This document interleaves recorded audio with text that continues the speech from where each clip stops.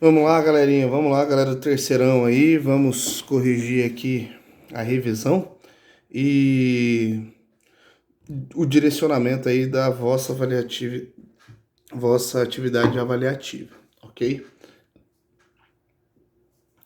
Ah, explique o que foram os movimentos de cultura e contracultura, tá? Primeira pergunta.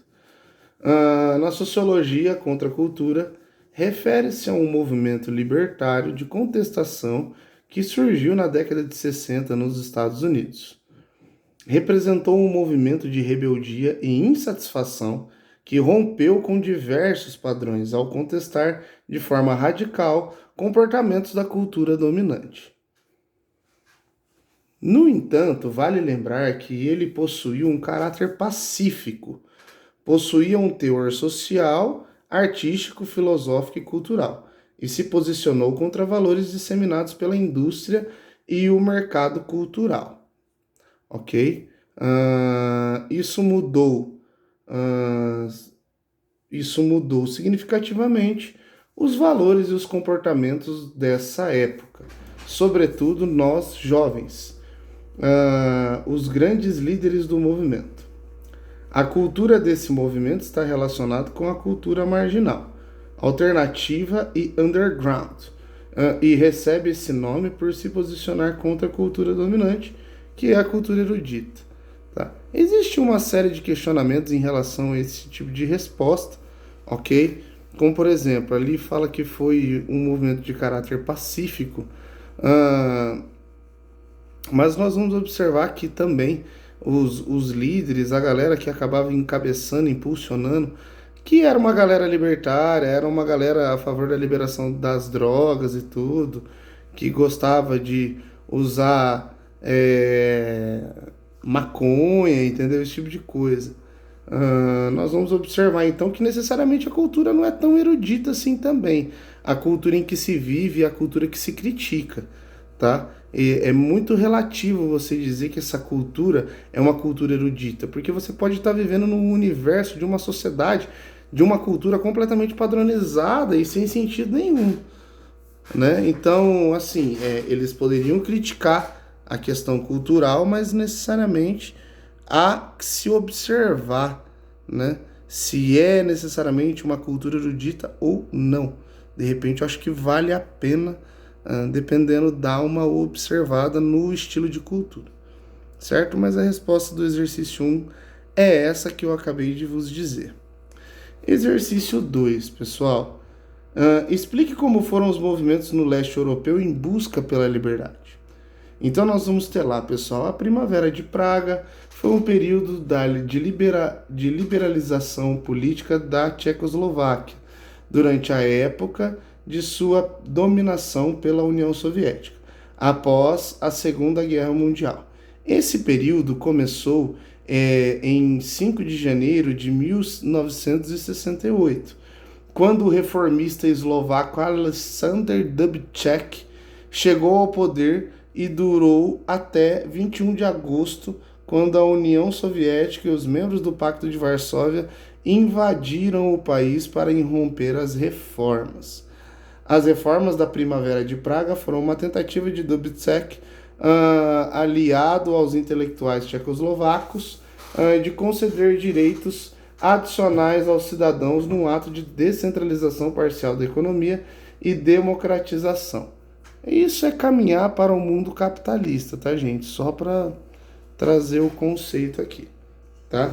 As reformas concediam também relaxamento nas restrições à liberdade de imprensa, de expressão e de movimento, e ficaram conhecidas como tentativa de se criar uma social-democracia, ou, segundo os outros, um socialismo de rosto humano, né? Social-democracia nada mais é do que você pegar tudo aquilo que tem de pior do mundo capitalista, tudo aquilo que tem de pior das ideias light socialistas, junta tudo, faz um boneco de cera e é isso aí, certo?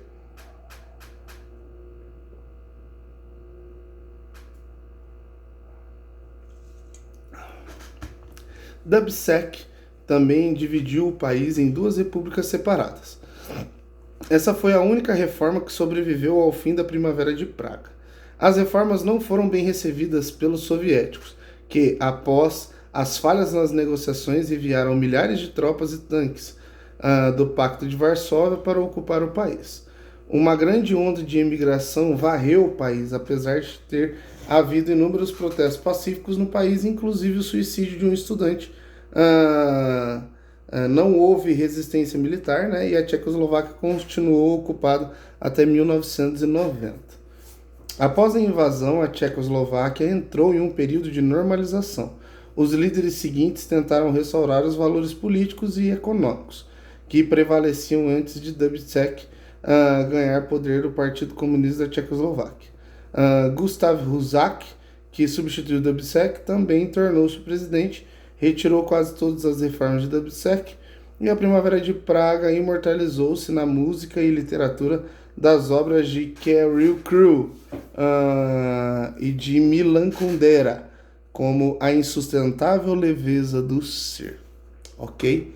Essa é uma boa sugestão de resposta para o seu exercício 2. Agora, pessoal, nós vamos aqui correr para a avaliação, e eu vou estar direcionando vocês em como vocês devem fazer os exercícios, ok? Apenas lembrando, pessoal, que nós temos aqui apenas 4 exercícios na nossa avaliação, ok? No nosso módulo avaliativo, tá? Vamos lá. Primeiro, Enem 2009. No ano de 1968, ficou conhecido pela efervescência social, tal como se pode comprovar pelo seguinte trecho retirado do texto sobre propostas preliminares para uma revolução cultural. Abre aspas. É preciso discutir em todos os lugares e com todos. O dever de ser responsável e de pensar politicamente diz respeito a todos. Não é privilégio de uma minoria de iniciados. Não devemos nos surpreender com o caos das ideias, porque essa é a condição para a emergência de novas ideias. Os pais do regime devem compreender que a autonomia não é uma palavra vã, ela supõe a partilha do poder, ou seja, a mudança de sua natureza, que ninguém tente rotular o movimento atual, né? Ele não tem etiquetas e não precisa delas. Os movimentos sociais que marcam o ano de 1968. Então, nós estamos falando dos movimentos de 1968.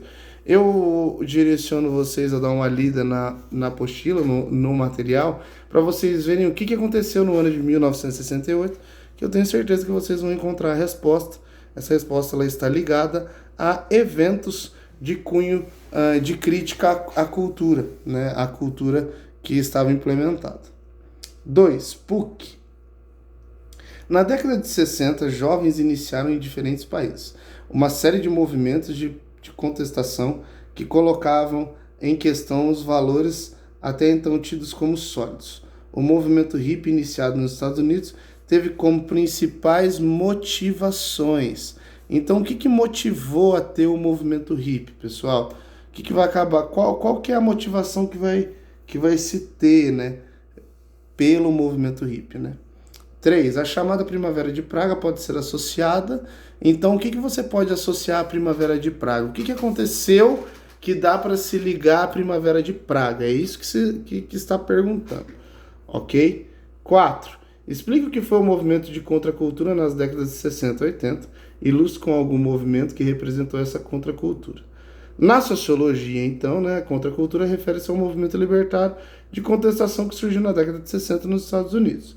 Representou um movimento de rebeldia e insatisfação que rompeu com diversos padrões ao contestar de forma radical comportamentos de cultura dominante. No entanto, vale lembrar que ele possui um caráter pacífico, possuía um teor social, artístico, filosófico e cultural e se posicionou contra valores disseminados pela indústria e o mercado cultural. Pessoal, exatamente como está na apostila, está inclusive retirado da internet. Isso mudou significativamente os valores e comportamentos dessa época, sobretudo nós jovens, né, os grandes líderes do movimento.